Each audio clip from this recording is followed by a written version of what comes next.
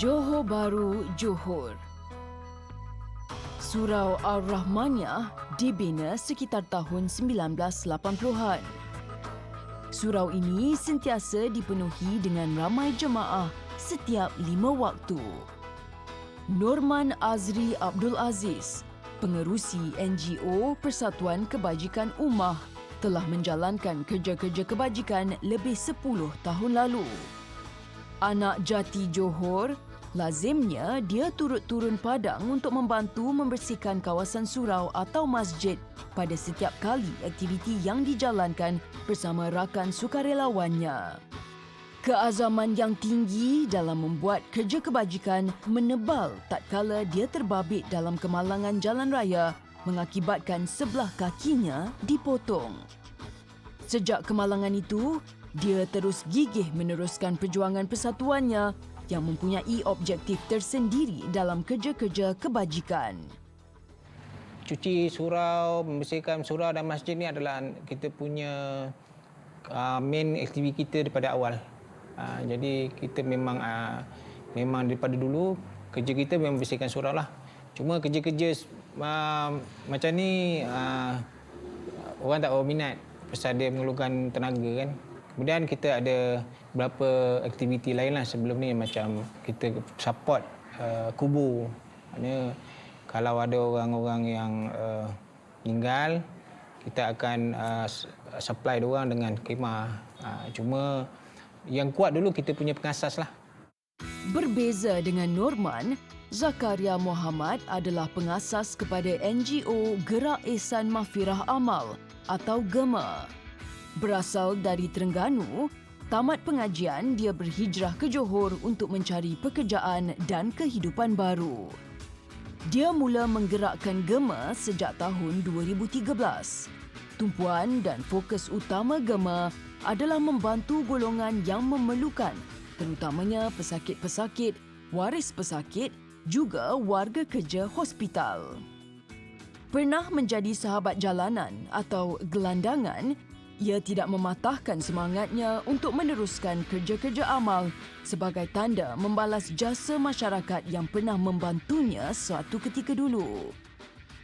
Bantu orang ni kurang. Dalam YouTube tak silap saya, pasal ziarah orang sakit tu, saya study lah apa yang ustaz tu cakap apa semua. Itu yang terpanggil, saya pergi ke hospital, cuba jumpa orang sakit ni. Dalam program ziarah orang sakit ni, saya bawa air zam-zam dengan kurma yang dah doa. Sebenarnya sebagai buat tangan lah kan. Norman Azri dan Zakaria Muhammad mempunyai cara yang berbeza dalam menjalankan kerja-kerja kebajikan dan kemanusiaan. Namun, misi mereka tetap satu, memberikan sumbangan gerak kerja dan tenaga untuk masyarakat dan ummah. Lazimnya pertemuan diadakan di Pejabat Ramli Mat Saidi di kedai mencuci keretanya.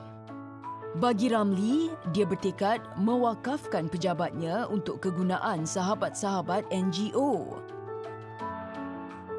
Surau Ar-Rahmaniah mempunyai hubungan yang cukup rapat dengan NGO Persatuan Kebajikan Ummah. Lazimnya, persatuan ini sentiasa hadir untuk memberikan sumbangan dan sokongan kepada penduduk setempat. Ramli sendiri ahli karya surau ini. Baginya, dia turut bertanggungjawab dalam menjaga kebajikan dan keceriaan surau yang telah bertapak di kawasan perumahan ini sejak sekian lama. Gerobok Rezeki, satu daripada usaha murni NGO Ummah, memberikan bantuan kepada penduduk yang terkesan sejak COVID-19 melanda negara. Pihak Surau Ar-Rahmaniah bersyukur dan menghargai segala jasa dan pengorbanan yang dilakukan Ummah terhadap penduduk setempat. Sebab Ummah ni memang berubah rapat dengan surau ni. Jadi apa-apa tujuan mereka, aktiviti mereka, dia akan minta izin jumpa dengan kita, dia cadangkan begini. Maksudnya kita terimalah dalam hari ini dia bercadang untuk buat sanitize surau apa semua kan.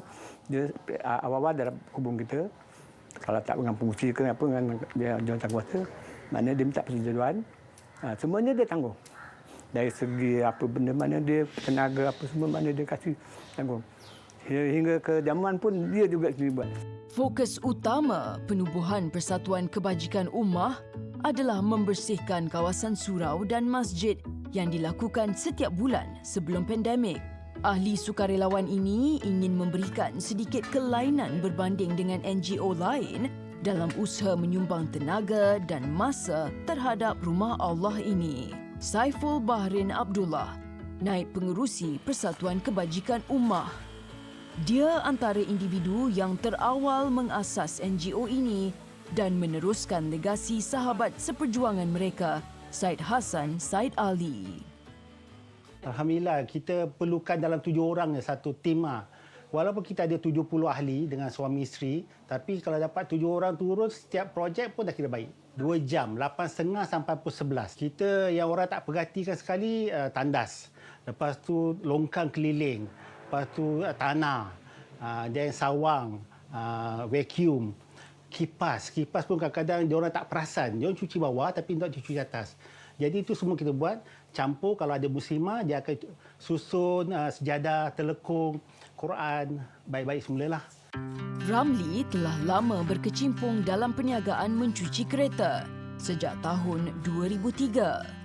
Pertemuan dengan Persatuan Kebajikan Ummah ini membuka hatinya untuk melakukan kerja-kerja kebajikan, lantas turut mewakafkan peralatan di kedainya. Jet air atau water jet yang dimilikinya amat berguna untuk kerja-kerja pembersihan. Saya mengambil keputusan untuk menyertai rumah ni sebab saya tertarik pada satu saja, iaitu tugasan dia tu untuk mencuci surau. Ini adalah merupakan tugasan utama Persatuan Kebajikan Ummah, iaitu mencuci surau. Bila mencuci surau ni saya rasa, ini satu tempat yang baik untuk kita memulakan apa yang kita sepatutnya. Lepas tu kita bila dah ada persatuan ni mencuci surau, ditambah pula dengan membersihkan kubur. Jadi saya rasa ini adalah satu tiket untuk kita mencari jalan akhir kita nanti. Marsida Kamari, ahli hal ehwal wanita atau HELWA di Surau Ar-Rahmaniah. Dia bersyukur dan berterima kasih di atas segala usaha dan sumbangan yang diberikan pihak Persatuan Kebajikan Ummah. Dengan adanya bakul makanan ni, kita dapat membantu asnaf yang tinggal di sini dan yang terkesan dengan pandemik COVID ni lah sekarang ni. Jadi saya memang sentiasa berhubung dengan Cik Ramli. Bila ada keperluan nanti saya akan beritahu dia untuk kita bagi asnaf tu lah. Kecuali yang macam dia malu nak datang, nanti saya beritahu Cik Ramli, saya datang, saya maklum pada dia lah.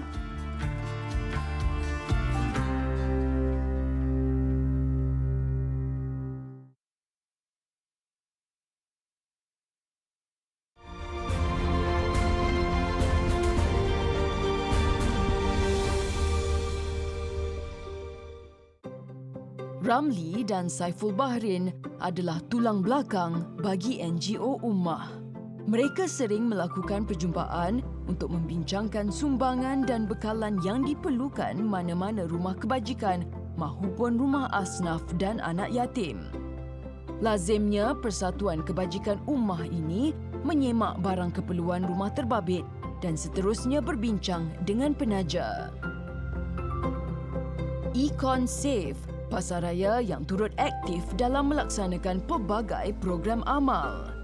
Banyak program kebajikan yang dilakukan pihak mereka seperti bakul rezeki, menyantuni anak yatim dan tabung yang diletakkan di luar pintu masuk pasaraya untuk diberikan kepada Mahat Tafiz. Pihak pasaraya ini turut menyalurkan barangan dapur kepada lebih daripada 5,000 keluarga sejak pandemik di sekitar Johor. Dengan pasaraya terbuka, itulah yang projek 3-4 kali setahun dekat sekolah-sekolah. Jadi konsep ada, semua adalah satu lori kadang turun barangan. Jadi kita tolong agikan lah. Terima kasih. Jadi bila kita dapat bantuan, kita dapat kenal pasti. Kalau barang mentah, di mana nak dihantar. Kalau barang kering, mana nak dihantar. Jadi kita dah tahu benda tu, kita tunggu itulah, kita tolong mengagikan aja lah. Malaysia terkenal dengan penduduk yang sentiasa bersedekah, bermurah hati dan prihatin. Berkat sokongan dan sumbangan yang diterima orang awam, dapat memberi sinar kepada yang memerlukan. Ward Hematologi Tunku Laksamana Johor, Hospital Sultanah Aminah.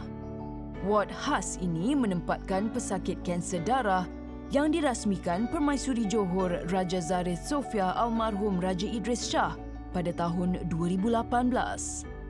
Selain menjalankan amanah yang diterima daripada pihak penyumbang ke beberapa hospital, Zakaria Muhammad tidak ketinggalan untuk menghantar sumbangan makanan kepada penghuni ward hematologi di sini.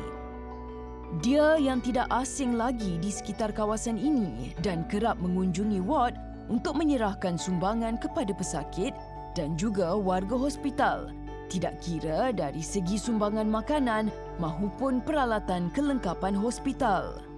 Cik sister ni alhamdulillah ada bubur nasi ni ada penyumbang bagi kita, penyumbang wakilkan untuk kita sampaikan pada petugas, frontliners, waris-waris pesakit semualah dekat ward sini. InsyaAllah. Agak terimalah. Alhamdulillah. Terima kasih. Saya ucapkan ribuan terima kasih kepada GEMA especially kerana banyak membantu dan banyak memberi sumbangan pada ward hematologi Tunku Laksamana Johor. Banyak sumbangan diberikan kepada pesakit-pesakit dan juga staf. Saya ucapkan ribuan terima kasih dan semoga GEMA dan tim sentiasa dirahmati dan sentiasa murah rezeki. Banyak pengalaman yang dikutip sepanjang menjalankan misi kesukarelawan ini. Ia mengubah dirinya serta sukarelawan ketika mendekati pesakit, terutama yang diambang kematian di beberapa hospital di Johor mahupun Terengganu. Zakaria yakin setiap petunjuk yang diterima ada suatu teguran dan keajaiban sebagai suatu tanda kekuasaan Yang Maha Esa.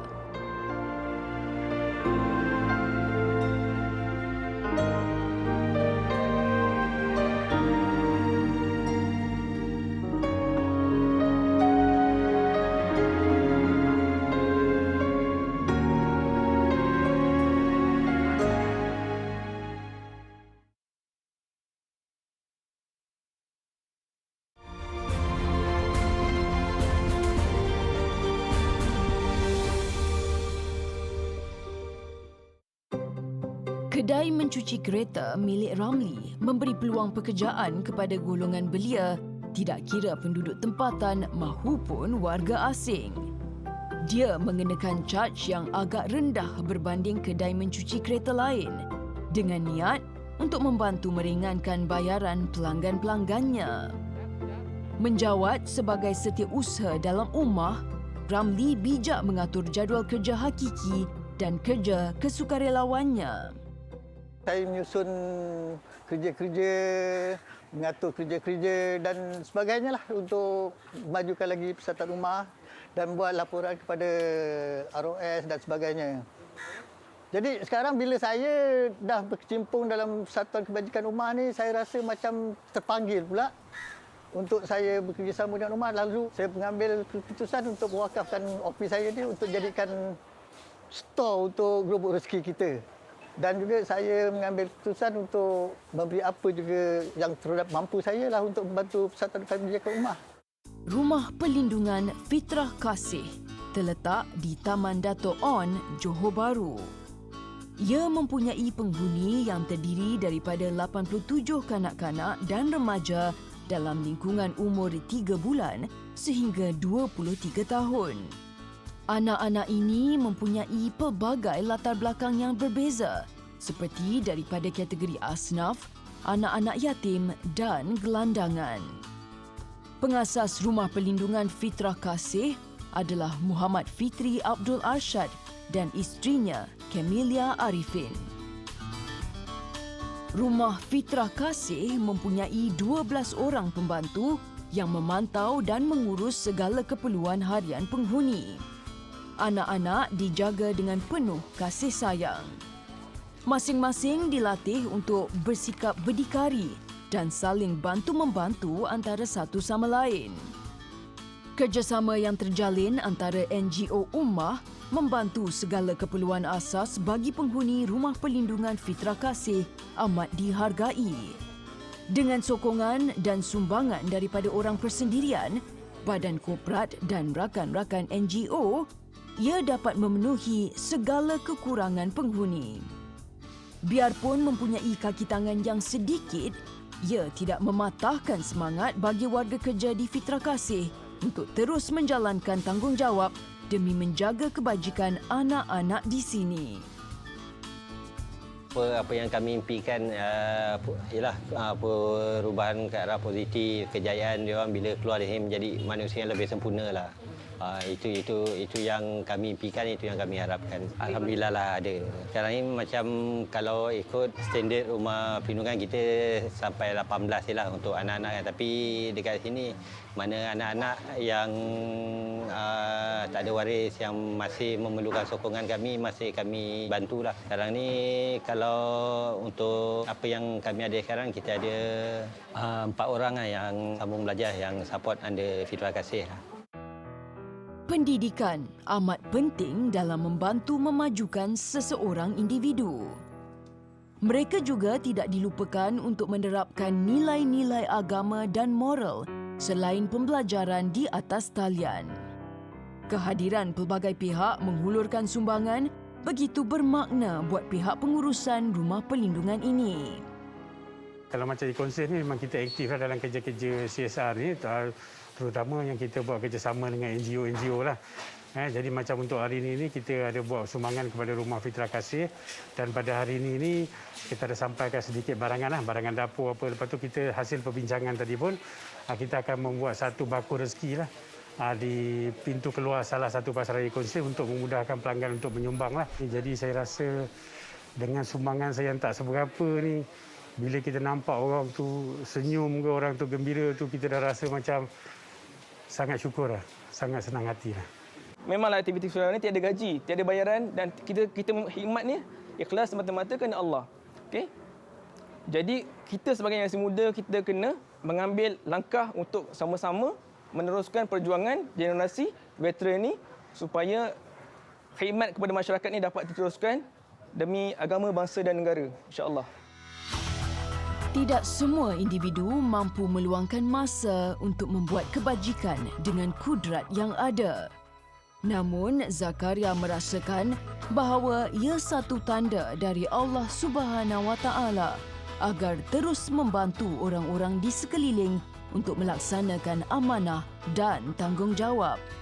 Baginya, walaupun sedikit, ia mampu membuatkan ramai insan menjadi bahagia tatkala menerimanya. Selain menghantar sumbangan berbentuk makanan, kurma, kismis, juga penapis air kepada pesakit di hospital, objektif utama Gema mendekati dan mendoakan kesejahteraan pesakit dan warga kerja yang berada di hospital. Selain sumbangan makanan tadi untuk waris-waris frontliner, kita pun ada beri sumbangan kepada ward juga untuk keselesaan, untuk manfaat pada pesakit, terutama penapis air. Penapis air ni, kalau setakat ni kita dah bagi sumbangan pada 4 buah hospital ke dalam ward untuk kegunaan pesakit lah. Salah satu ward COVID pun kita ada bagi dekat Hospital Permai, Hospital Kuala Terengganu pun ada, HSI pun ada. Selain dekat ward, kita ada bagi dekat pusat derma darah dekat HSA. Kebanyakan NGO yang bekerjasama dengan Persatuan Kebajikan Ummah seperti Gema dan Free Market Johor sentiasa bekerjasama dalam menghulurkan bantuan kepada warga Johor yang terjejas. Gabungan NGO yang turut digelar sebagai Rakan Bas kerap berbincang dan bergabung sekiranya terdapat projek besar yang perlu dilakukan bersama.